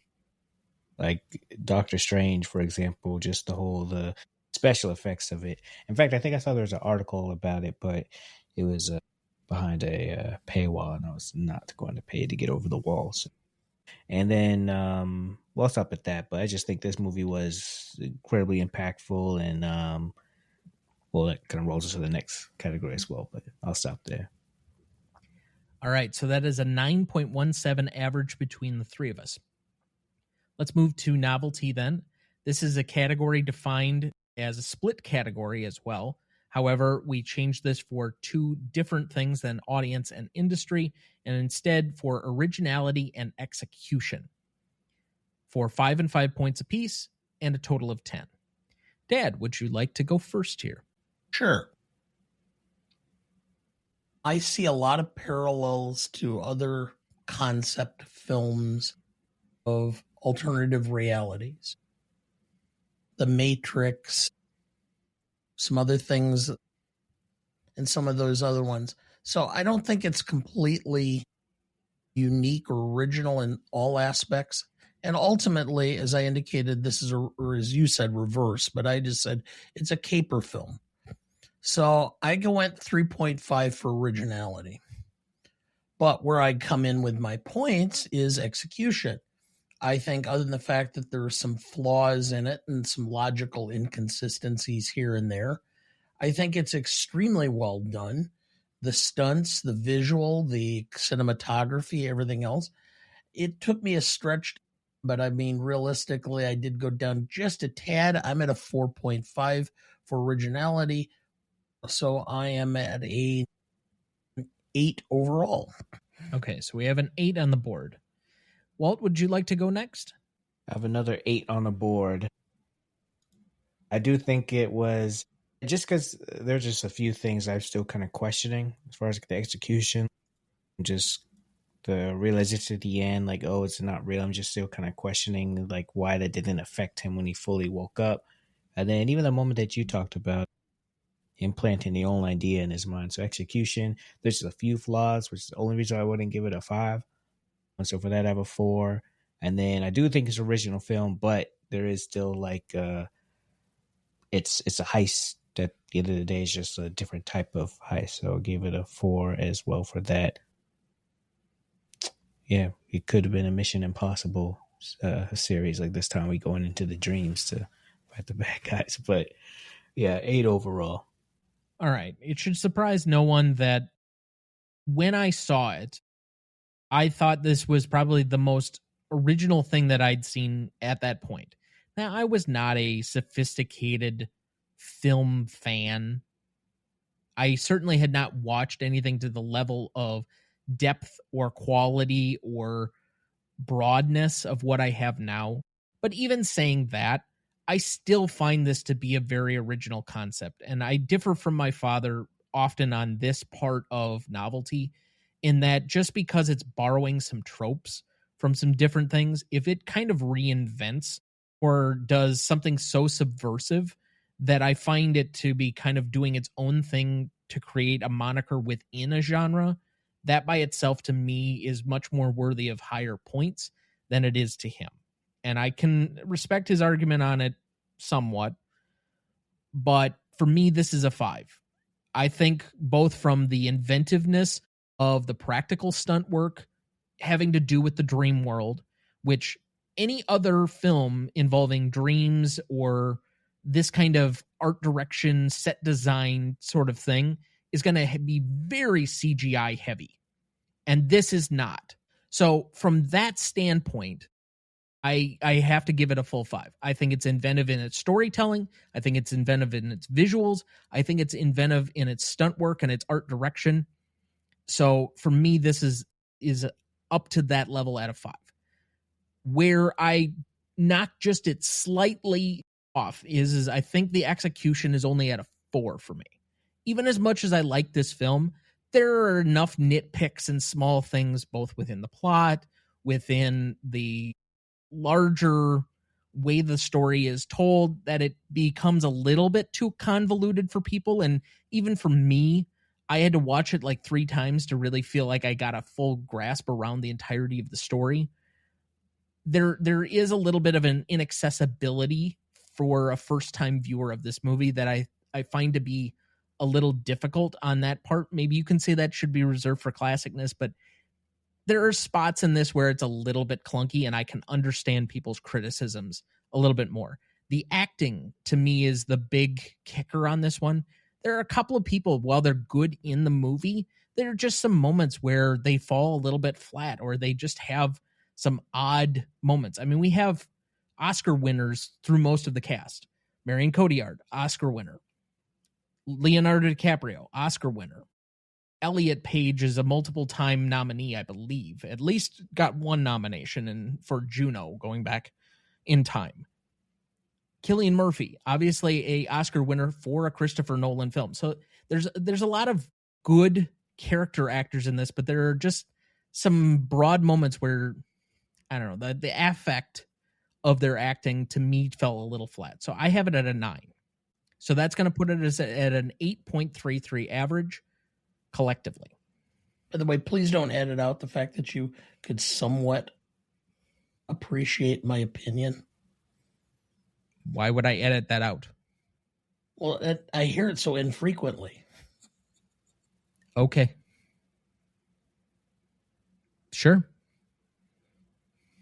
Okay. Gotta keep this part in. Let's move to classicness then. This is a measure basically of how well the film has aged or not, given that we don't have the benefit of a really long distance between when this movie came out and when we're now analyzing it. It's only 15 years. Timelessness is really not going to be a factor for this one yet. And I think it could age better as time goes on or as Christopher Nolan continues to make films, but we don't know yet. So where it currently sits, has this movie aged well or not? Dad, normally you would start on this category, but I feel a little frisky, so I'm going to start off. I think from a visual effects standpoint, Nolan is ahead of his peers on a lot of the technical and the practical aspects and how he likes to create his environment and his stunt work that has really pushed the industry forward in this regard.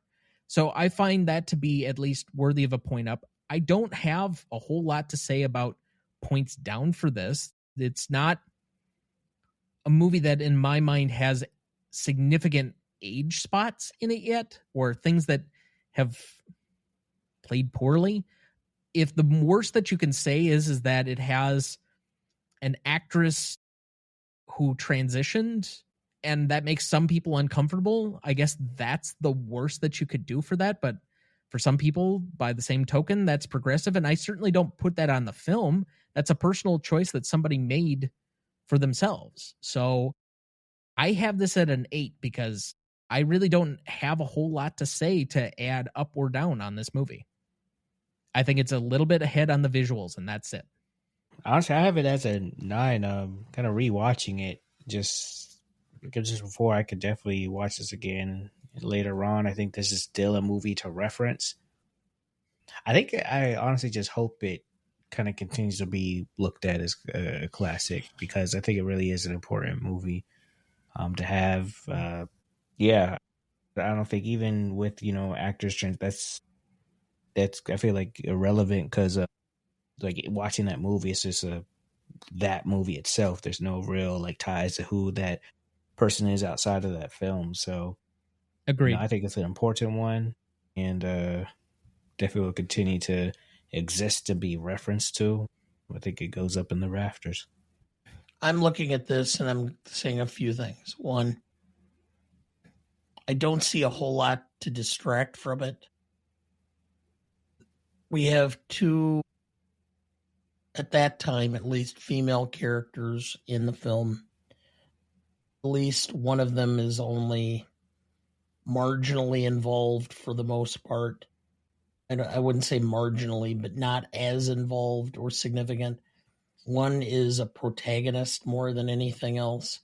So I can't give it points up or down for that. It's kind of neutral as far as I'm concerned. The overall elements of it and the concepts are not troubling to me except one. So I will give it a 1.5 up from the 6, simply because I think it does have a timelessness aspect to it that implies or does exist and is likely to continue. The only question I have is how, in longevity, the fact that Cobb planted in his wife's mind or started dealing internally with his wife's mind as to whether this is the equivalent of mental cruelty that would exist or mental abuse in a more cognitive or a more concrete world. I guess as we deal with more openness about mental health, like I think the more often I've seen the film, I can definitely take your point. It's something I've considered myself. To me, why it's not going to bother me as much is he's filled with regret and dealing with the grief, because even though in the duality of the situation, and you go back to the scene where he admits the reason he's in trouble with the law is they said I killed my wife. And then it's the question, well, thank you very much. Why? Because you didn't ask me whether I did. he believes in that moment because he did that. And what his guilt is that he feels he did, even though by most credible standards, he didn't actually push her off a ledge. He didn't stab her with a knife. There's the guilt aspect. And so to me, because he feels that tension, that grief, that guilt, I'm not necessarily letting him off the hook, but I think at least he's grappling with the nature of what his actions and consequences of his actions have been. Well, and I understand your point, but I disagree with it, because we have many times individuals who exemplify or express deep remorse and guilt over criminal activity that took place. But that does not excuse the fact that it has very deep psychological and marring effects upon the victim. Except this is going back to our age-old debate between you and I yet again. The film is not promoting that you go and incept your own wife. In fact, it's trying to say the exact opposite. So if it's not promoting that this is a healthy thing, in fact, it's saying this was something that regret and tore him apart, I don't know why that's detracting.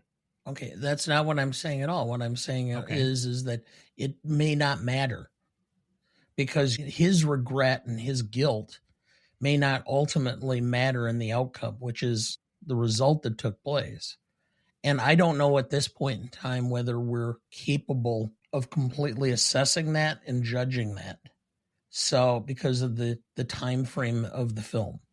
Okay. If we look at it in 10 years, it may be different. That's why I couldn't go any higher than what I did. So I went with a 7.5. So I'm up 1.5 points over the generic, and I'll stand by that. And I'm explaining why I went to there and not higher. Okay. So that is a 8.17 average between the three of us. Finally, let's go to rewatchability. I know this is going to be very difficult for some to grasp. If it were on my personal rating scale, I would probably give this a 10, because I could probably turn on this movie at any point in time and have fun with it. It is not something that I turn on to on a generic Sunday afternoon, so it may not even be quite at that level. It would probably be more in the 9.5 region, despite my love and affinity for the film. But given that I have set a precedent that I am going to be objective about this category, I have this at a 7.5. I know there are people that really love this film, and there are people that rewatch it regularly, like myself, but there's also a cadre of people like my father, and I have to account for them. And this film isn't necessarily for everybody, and because it is so complicated at times that people can't always follow it, it turns some people off. And so the rewatchability is they watched it once and that was enough. So I have it at a 7.5. I have that exact same number. For me, I enjoyed it. I will look forward to watching it again, but I'm not in a rush to at all. I think it's one of those movies where you don't just throw it on and let it play. You got to pay attention. I mean, fiance, when we're watching, I was watching by myself, but she came in to watch as well. She looked down at her phone. She looked up. It's like, where are they? And so it's just, if you're not paying attention, all of a sudden, a whole different place, a whole different setting, different things going on. So definitely a rewatchable movie, but not for everyone, and not something you could just, for me, can't watch it like the next day. Not like The Incredibles. Yeah. All right. I do take into account what other people do. Okay. For me, quite frankly, I'm at a position where if I never saw this movie again, that would be fine with me. It would make no difference. I've seen it twice. I've seen it enough. I don't really need to see it again. But if somebody else really wanted to watch it, I would probably sit and watch it with them. Okay. And I do know that there are some people that really love this film and will rewatch it. It's just not going to be on my high list. So I'm at a 5. I tried to be as objective as I could, taking into account what I think other people would do and how I believe or feel about the movie. All right. So that is a 6.67 average between the three of us. For audience score on this one, we had an 88% for Google users and a 91% for Rotten Tomato users, giving us a 9.05. So to repeat the categories, we had a 7.83 for legacy, a 9.17 for impact and significance, an 8.33 for novelty, an 8.17 for classicness, a 6.67 for rewatchability, and a 9.05 for audience score, giving us a final total of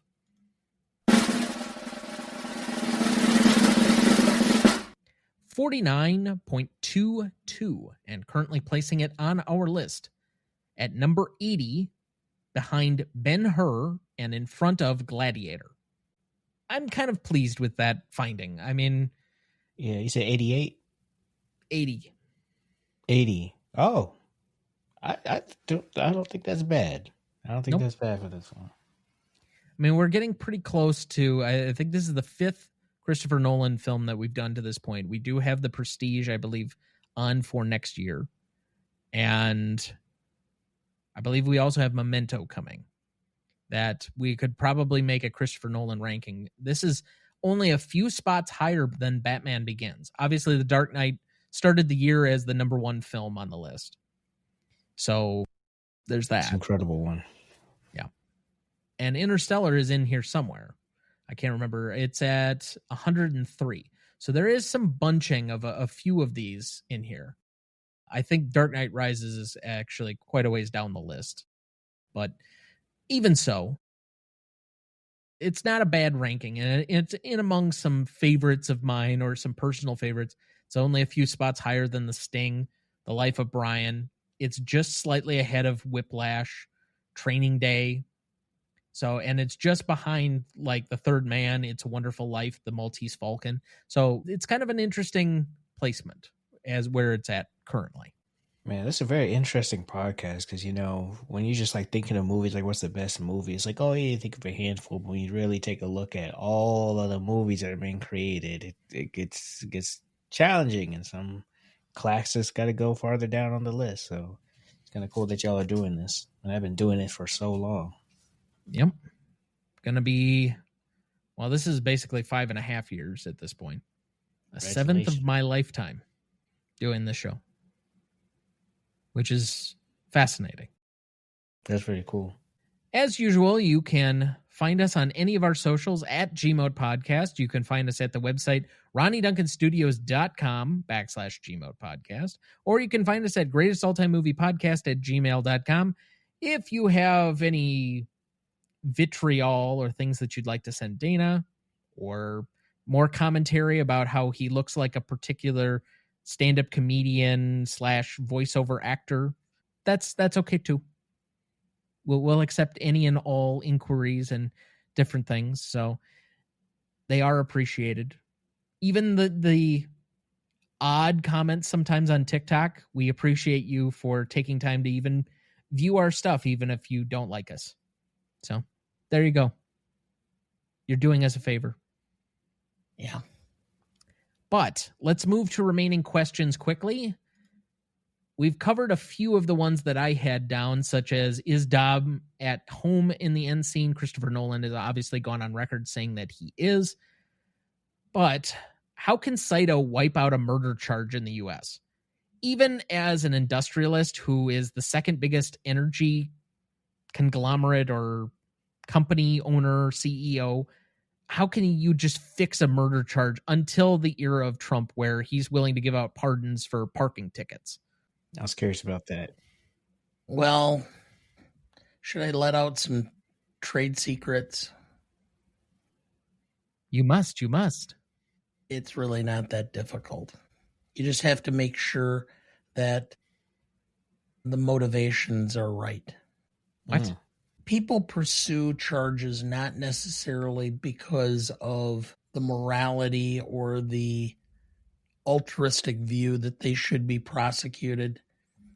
A lot of times charges are pursued for the political motives or for the self-interests of individuals.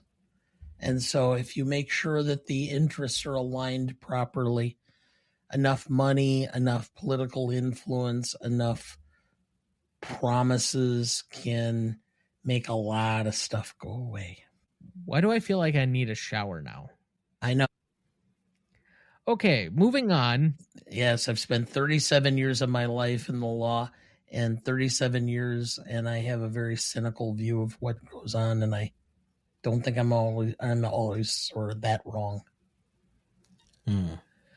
Moving on. How does Fisher not notice his number one competitor is in his dream after he wakes up? He's groggy. Or even on the plane to begin with. Like, I can explain away that you often project really weird and random people into your dreams sometimes that you don't anticipate, people that you don't like or that you have rivalries with or any number of things. But the guy's there when you fall asleep and when you wake up, and he's been in your dream this whole time. That's somehow come to redefine your life. And you're supposedly trained or your subconscious has been trained to fight against interference. Okay.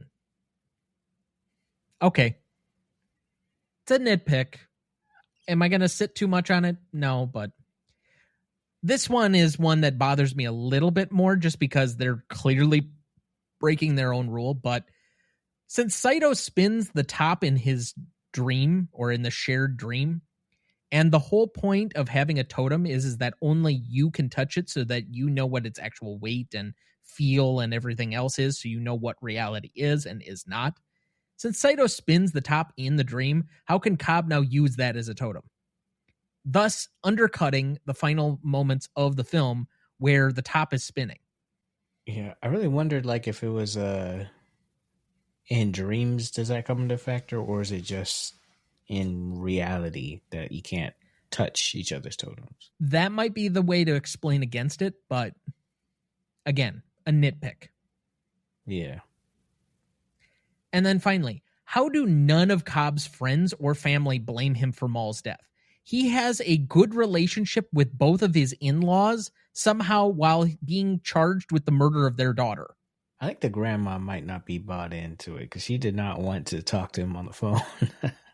Okay, but none of his other conspirators or team questions, did this guy really kill his wife? I mean, really? Not a single person thinks that he's maybe not all there, questions that he maybe not be over it. I don't know. I've already gone down the rabbit hole once. I need not go again. Fair enough. Any remaining questions for either of you? Yes. How does the fact that Fisher was trained in, I guess, dream defense not show up on whatever background check that they were doing? I feel like if there's one thing that they should know doing these checks on people is whether or not they've been trained in this. Well, there's the movie version, which is if they had known about it and could have worked around it, it makes it too neat. You don't have as much conflict. There's no central thing that they're working in opposition against during the course of the film as an antagonist per se. Then there's the real version of it is, people make mistakes. People overlook stuff in the research all the time. Nothing as far as any one of these jobs ever goes exactly the way that you would plan. No trial ever goes the way that an attorney thinks it will go necessarily. There are always surprises that pop out when you least expect them. So it's the nature of doing work with other humans. But any other remaining questions? Nope, not from me. Mm-mm. All right. With that, Walt, we want to thank you for being back with us again for your 6th time. Only 4 more to go for your t-shirt, but you will be back with us again in a few weeks for another difficult movie, The Usual Suspects. I'm sure we have nothing and no one specifically to talk about in that film. Yeah. But please remind everybody what you're working on and where they can find you. Yes. I'm excited to come back to the show. Thank you all for welcoming me again. You can find me on all the platforms. I'm on a mission to not really become an overnight success, but just to continue to tell stories. I like to go to the people who are on the ground or people who've done very interesting things and share stories that can help other people, and also just create content that can bring something interesting, informative to people's life that they could use in their own journey. So you'll find all that on YouTube. The channel's Boss Locks Media. Find me all over the place, very heavily on LinkedIn, Walt again the second. And I'm going to soon make my return to Instagram, but I'm actually about to start experimenting with TikTok Live. So if you're on TikTok, follow me there. It's the Great Walt. And yeah, everywhere where there's the G-Mote podcast, I will be there as well, except I'm not really on Twitter. So, yep. That's just fine. It's a cesspool anyway. We're there because we have to be. Yeah. I feel like work might bring me there soon, but for now, I'm out. Fair enough. A lot of people don't realize how much hard work is involved in being an overnight success. Yeah. Don't have enough money to buy my way there, so. You're just realistically a overnight success is the person who's met their tipping point. Mm-hmm. And I did not think of that by myself. That's a Malcolm Gladwell concept from many years ago, so I will not take credit. And I'm realizing I never finished that book. I think I've read maybe 3/4 of it, but it's a good one. So, Dad, remaining thoughts for the week. You and I saw for your birthday F1. I really loved it. I thought the cinematography was fantastic. I mean, the story was a little predictable and whatever, but still, it's a sports movie. I mean, it was a fun film. Again, if I rate it on the 1 to 5 for artistic, it's going to be about, maybe a 3. But as far as a 1 to 5, as far as enjoyment or liking to watch it and having a good time with a box popcorn, 4.5. I mean, I went into it thinking that it would be Top Gun Maverick with cars. And to an element, like the way they shot it, the way they went about the production design and such, it kind of was. The only difference is the camera perspective. So instead of focusing and turning inward on the driver as it does with the pilots, like you can see Tom Cruise in the cockpit type of thing, and it constantly is flashing on him as to what his facial expressions are while he's flying the plane. In F1, we're reversing the camera feed so that it's more looking at what the driver is seeing as opposed to us seeing their reaction to what's going on. But it was still exciting for what they were doing in somewhat of an innovative way with putting you inside the cars and kind of giving you that perspective. And I thought there were some very good character actors in it. I have nothing bad to say about Damson Idris. I think I would disagree with anybody that thinks he's going to be necessarily a lead character, but there are a lot of great, successful actors who have been second fiddles for most of their career. I think Kerry Condon is, if anybody, the breakout performance in this movie, for me at least. And I thought, as usual, Javier Bardem is really good. And for about 70% of the movie, Brad Pitt's really good. When he's driving the car, when he's acting cocky, when he can kind of be a affable dickhead, he's really good in the movie.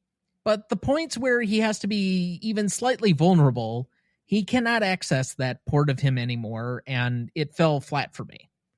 And then you get his uncomfortable, really awkward laugh, and it's like, this guy's a movie star? But oh well. Either way, I still had fun with it, even though it's in no way going to garner anything other than maybe visual effects for Oscar nominations. Any other remaining thoughts? No, not for me. Okay. We do continue to plug along on our James Bond prep, and that ranking series will be coming to you live again, promised by the end of the summer. It is the beginning of July, so we still have time. But the biggest thing is just getting Dana to sit down and watch anything these days that isn't TikTok. And now that I'm not at home anymore and can kind of force him into watching certain movies, he's going to have to do a lot of prep on his own. So I hope that he can let me know when he's ready and he's watched the last like 12 films. Most of these should go quicker after you get through the last 2 Timothy Dalton movies. Because then at least like the Pierce Brosnan ones, they know they're crap by the end of them and you can just kind of stomach it. And then you get to the Craig films, which I know you like. Yes. The Timothy Dalton films are a lot like watching a toothpaste commercial. Okay. Insightful. They're very, very, very cheesy and very superficial. Okay. I'm not sure why that's limited to toothpaste commercials, but sure. That's just one of the potential options. Fine. Okay. But as far as housekeeping goes, so Walt will be back with us in a couple of weeks. We do have a couple of upcoming films to talk about through the rest of the month, and we'll just kind of give you a rundown of what is to come here. To round out this month, we have Toy Story 3 next week. We have The Night of the Hunter coming up in a couple of weeks. We have The Usual Suspects with Walt, and then we have a revisit of The Social Network. So that's all coming before we get to our 275th episode, which we will be doing All Quiet on the Western Front, which I don't believe you've seen the original version, have you? Me? Yes. No, I have not. I know you watched the remake from a couple of years ago that got a lot of awards attention, but the Yes. original one that I think might be, it's at least in the conversation for greatest war film ever made. Okay. Excited to do that one. We will be having my little sister, Sarah, on for that one, who is the semi-military historian. Who is not all quiet on the Western Front. That is true. But frankly, quiet on a podcast doesn't really work either. So, But that looks like a good spot to end it for the week. That'll do it for us. Thank you for listening. So long, partner. Next week for our 271st episode, we welcome back author and podcaster Terry Bartley for one last lap around Andy's room with Toy Story 3 from 2010, also celebrating its 15th anniversary. Directed by Lee Unkrich, written by Michael Arndt, cinematography by Jeremy Lasky and Kim White, music by Randy Newman, starring Tom Hanks, Tim Allen, Joan Cusack, Don Rickles, Michael Keaton, Wallace Shawn, and John Ratzenberger. You won't want to miss that one, so watch ahead of the show by searching the Real Good app to find where it's streaming for you. That's REELGOOD. Please like, follow, rate, and review, or whatever on whichever platform you have so that more can join in our fun. You can also email the show at RonnieDuncanStudios.com or at greatestaltimemoviepodcast@gmail.com, or find us on YouTube, Instagram, Twitter, Letterboxd, or TikTok at the handle @GMOPodcast. The Greatest Movie of All Time is a production of Ronnie Duncan Studios. Our show is mixed, edited, and written by Thomas Duncan. Our music is thanks to Purple Planet Music. Our distributor is Captivate FM. Our technical provider is Riverside FM.